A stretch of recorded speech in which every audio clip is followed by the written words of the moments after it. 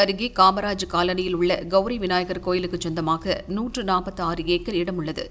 கோயிலுக்கு சொந்தமான இடத்தில் சிலர் ஆக்கிரமிப்பு செய்து வசித்து வருவதாக கூறப்படுகிறது.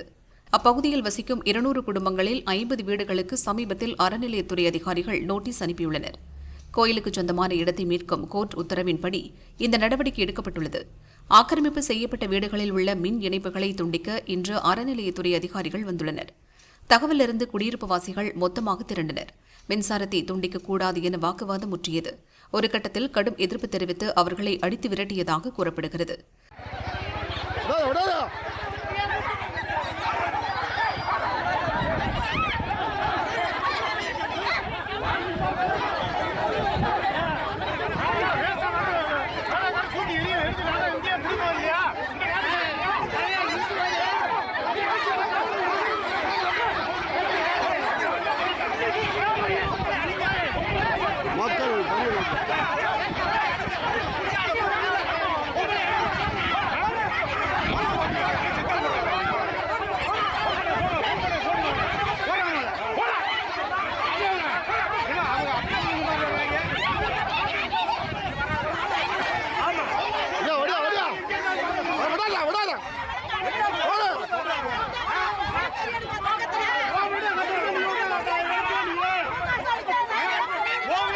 போலீசார் சம்பவ இடத்திற்கு வந்து தாக்குதலுக்கு உள்ளான அறநிலையத்துறை அதிகாரிகளை மீட்டு அழைத்து சென்றனர்.